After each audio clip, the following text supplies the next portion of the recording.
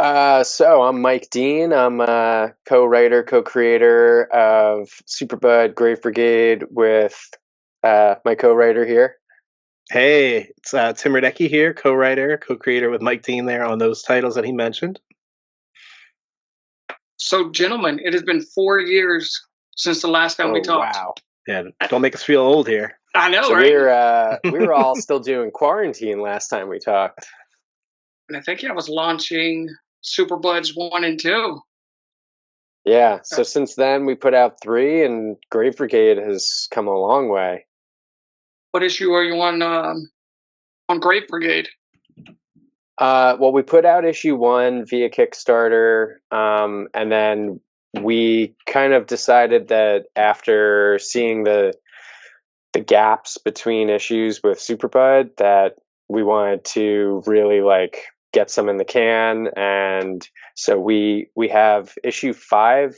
All the line work is done, and we still have colors and lettering to do on all of it, but we're pretty happy with how that turned out, and we have the first arc, very well underway. Is it werewolves through the whole thing, or are we getting different monsters? That's a great question. Yeah, we're trying to do each issue have its own feel. So not only in the terms of like what monsters are included, but also just like the storytelling. So some lean a little bit more horror, some are more action packed. You kind of get like a different feel for each issue. They're going to be in a different location, and they'll all feature different monsters. So yeah, we did the werewolf for issue 1. Issue 2 is going to be sort of more of like rituals. There's something satanic going on, and they end up performing an exorcism. And then issue 3 is going to feature another classic Universal style monster, like an old school black and white movie monster. And then we'll take it from there with a bunch of other monsters. And this is set like back in World War II, right? Yeah. Yeah. I don't know what it is about that time period. It just maybe it's the war and everything that was going on about that time period, but classic monsters just fit perfect. Oh, thanks so much. Yeah, that was something that was really at the start of us coming up with that concept. Was we wanted to do something with these like anti-hero soldiers, and then like what was the perfect antagonist to that? And we thought with World War II and like classic monsters, it just seemed like it was a really perfect fit to kind of do that kind of black and white style monster movie from the 40s with what was going on in the real headlines in the 1940s and the real monsters that our soldiers were fighting. Superbuds.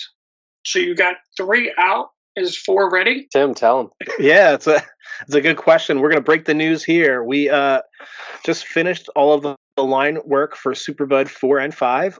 Issue 4 is being colored right now, so we're really excited to bring that one back. We did issue 3 a couple years back. That was during our quarantine time. We're really happy with the direction of that one. We're bringing in a new line artist to finish issues 4 and 5. So Dave Swartz, who worked with us on issue 3 of Superbud, he did a variant cover. He's doing all the interior line art now. And Arthur Hesley's back on colors, who did a great job with issue 3. And issue 4 is looking amazing so far. So really excited to do that. That's going to be our new comic in 2025 to launch. We're going to do issue 4, and then we'll go back and do Grave Brigade issue 2. And now you got the last house on Gallows Hill. Yeah, that was a fun project we did last year. It was timed right for the Halloween season. It's an all ages horror. What's really cool for us was it was a one shot, so we were able to do the whole story in 28 pages. So one and done. You can collect the whole thing in just one shot, and fun little project to do for Kickstarter. Did y'all grow up watching Cartoon Network also? Because that art is what it reminds me of, like a Cartoon Network show. Awesome, thanks. Yeah. Definitely. A little bit here and there. I didn't have Cartoon Network growing up myself, so I only could watch it if I was at a friend's house. But I definitely saw some of the favorite shows later on when they were on syndication.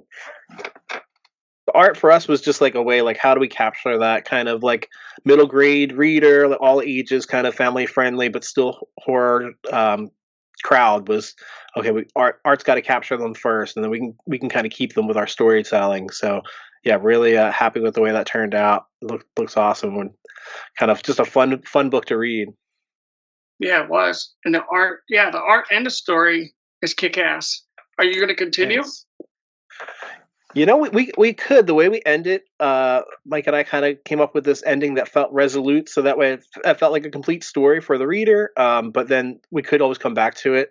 It was also kind of a test for us to try to test out the all ages audience. It doesn't always perform well on Kickstarter, so we were just kind of testing it out and seeing what we could do with it, and see if we could sell it at cons and see if comic shops are interested. Because all ages books are doing really well in like the the overall direct market. But we're coming from it from a crowdfunding perspective. It's a little bit different, so we were just testing it out. I think we would love to do another graphic novel or something like that in that vein, in that kind of genre of all ages, family friendly, but also like horror. So it was a good way to kind of test that first before launching into a 100 or 200 page comic. That would be a bit of an expense for us. Yeah. Also, I mean, when it's been a while since we've been at the cons, but this was something I remember Tim bringing up. We would have, younger kids coming up and they'd see Superbud on the table and they'd immediately want to pick it up. And we kind of have to be like, this might not be for them. And I think that kind of was like a little bit of a light bulb moment for Tim. He brought up, he's like, I feel like we need to have something that when kids come by the table, we can say like, hey, this might not be for you, but this is. Because also when we did Grave Brigade, it was the same thing. We're like, I don't know if he should be reading that either. Yeah, a lot of violence in that one. But yeah, I think the future of comic books are in the hands of young readers. They're going to be the ones that are reading it as adults. Mike and I were reading books as kids, and they weren't always the most G-rated or for us. But Rarely. yeah, especially that time in the 80s and early 90s. But I think it's good to have something on the tables that we can show them. The parents would be interested in them reading or reading together. I've got 2 kids. I'm like excited for them to read comics one day, and don't want them picking up Superbud. So there's a comic they can pick up as well. That's actually quite genius. That way you're not losing a sale. You can sell something to the moms and dads and the kids. Yeah. And it's been so fun to do Superbud, which is a comedy with a lot of action in it, and then Grave Brigade, which is mixing horror and action. But I think we're always interested in doing all kinds of stories, and to kind of limit yourself in that way, to like be like, okay, this is what we've done, this is the only thing we can do. It just stifles your creativity. So it's just fun for us. As soon as we do something, we just go, okay, what's the next thing we can try? Let's try something a little bit different and have fun with it. Did y'all make it into the comic shops yet? Like, are y'all distributing through Diamond or anything? No, nothing through Diamond. We've only gone in through independent, like directly marketing to a comic book shop. So Tim actually probably knows the list better than I do, but we're definitely in some in Philly who we've these are the shops we used to go to. I say used to. Tim probably still does. When I lived in Philly, also these were the shops we frequented, and maybe a few others. Yeah, we'd definitely be open to trying to get with Diamond and see if we can get into the direct market. But there's been such a great opportunity for comic creators to just put out books on your own through Kickstarter. That's really been our way. It's not a direct market, but it's our way to the fans directly in a way. And it kind of lets you like create a niche comic that maybe wouldn't do well in the giant vacuum of a comic book shop, but you have like a little bit of a niche thing going on, and there's an audience there directly responding to it. So that's been the best step for us. But I think going with a larger company like Diamond or Lunar would be the next big move for us. Comic-Cons. You have any Comic-Cons planned in 25? That's the goal. We haven't done any. We've been working on things from like the business perspective the last year. So we're wrapping up the art for Grave Brigade. We've been doing issues 4 and 5 for Superbud, and behind the scenes, we've just been gearing up for launching something that would be a way for us to continue to do our books through Kickstarter, but also getting it out there through Comic-Con. So we're doing some conventions local here in the Philly and New Jersey area, and we'll see if we can pick maybe one larger one that we can travel to. Are y'all in the same? Do y'all go to cons together, or do y'all divide and conquer? Generally, we go together. We've only nothing for a con have we ever split up, unless I'm mistaken. But we've also done a couple of punk rock flea markets, and maybe one or two of those we weren't both available, but those usually just kind of one day setups. So if we have to split up, we can. What social medias are y'all on nowadays? Honestly, I'm just on Instagram primarily, and I don't even do much on there. I should be more active, but I'm definitely more of a behind the scenes kind of person. Yeah, same. I'm on Instagram, but we should be better at marketing ourselves. We don't post enough about our books. But yeah, I do Instagram. What advice would you give to new creators out there? Get familiar with social media and market yourself way better than we do.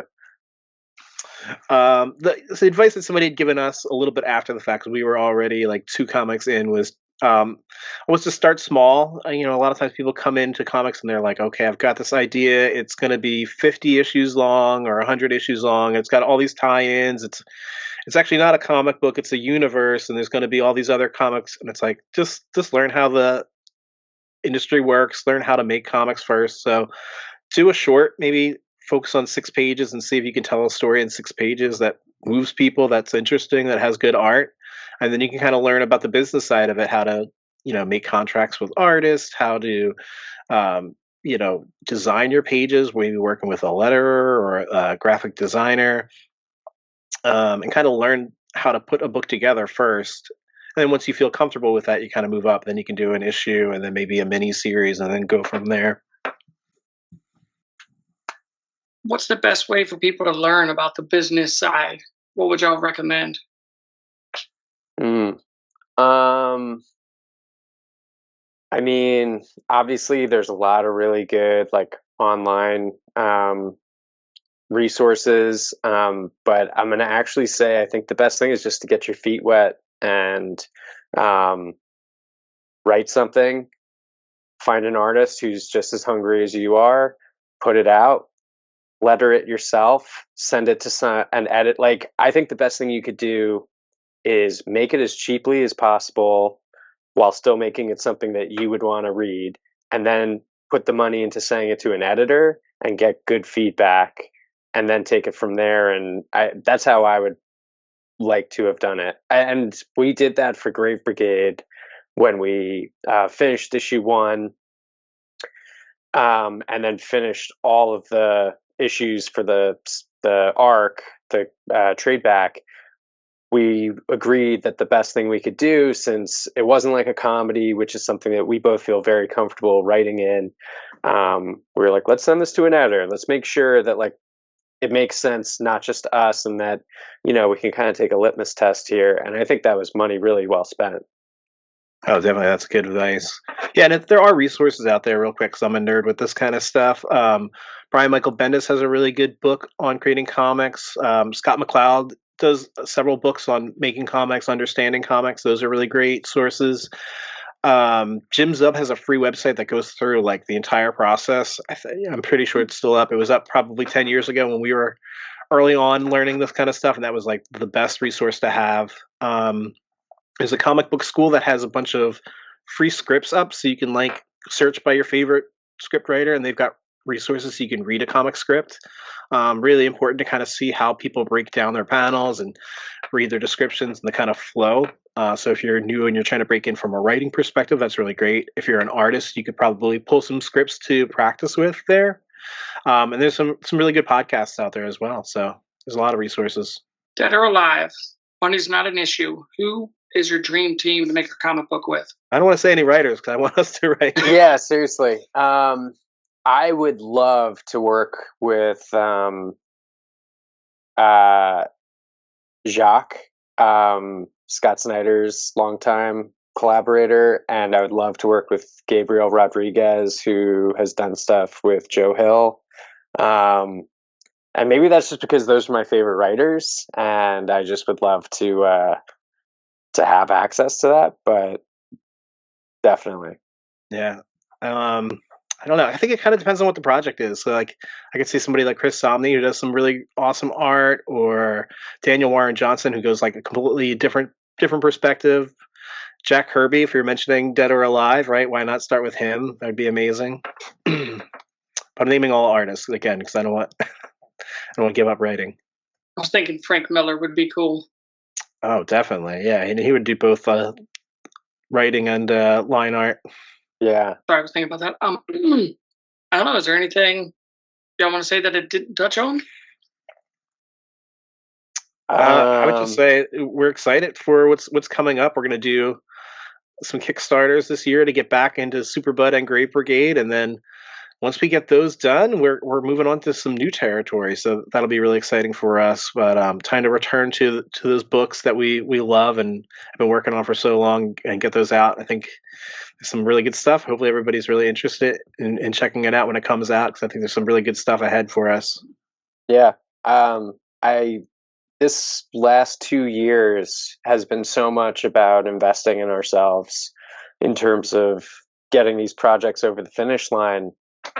And it was a lot of work and a lot of stress, but it was so satisfying to see, this line work get finished on these 2 stories that we've been working on for literally a decade each.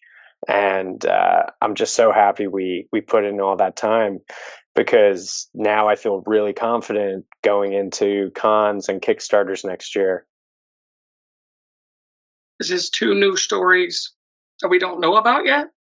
Oh no, this is being able to wrap up Superbud and Grave Brigade as trade backs. And like, I think the thing with Superbud, we were always very happy with what we were putting out, but we always had this, I think, like, sinking feeling in the back of our minds that we were like, it's taking us so long between issues, and we just need to get to like a checkpoint where we can give somebody something that feels like a complete story. It doesn't have to be the complete story, but at least something that has a beginning, middle, and end. And when you get to the end of issue 5, you'll feel that. And same with Grave Brigade. Grave Brigade, we were a little bit more intentional about making every issue have a beginning, middle, and end, but telling an overall arc. And that one too, I'm so pleased with the work we did with it. I'm so happy that we were kind of hard on ourselves along the way. Whenever we didn't feel like it was there, we didn't always have the answers of what we had to do differently, but we always like kept on ourselves until we got there. And I'm really excited for people to read it. We just got a text of a page colored last night, and then Mike and I were chatting about it today, and he was just like, man, I love making comics. And it's such a cool feeling, like this far into it on this journey for us, that we're still getting that kind of buzz from it. And, we've worked in writing fiction and short films and web content and a lot of other places. And it is truly a unique thing that you get from comics, is when you send a page away, you type it up, and you hope that it looks great, and then you get it, and it's way better than you ever dreamed it would be. It's a really amazing thing that is unique to the comic field. Is there anything you want to say before we go? No, other than just, thanks to you, Cody, for having us back on, man. We love watching, and this has been something that's been years going. So appreciate that. Appreciate the indie comics community out there watching and keeping this kind of stuff going for us. Yeah, we got to shorten the gap next time. I know, right? Absolutely. We're going to crank them out a little bit faster now. We'll start making more comics. Thank you, gentlemen. Yeah, enjoy your holidays. Appreciate it. What? You mean you haven't subscribed to Comicchatauthority? Oh, come on. Subscribe already. What are you waiting for? It's no big deal. Like, man, don't forget to tell him to hit that like button. Yeah, that too. Just subscribe.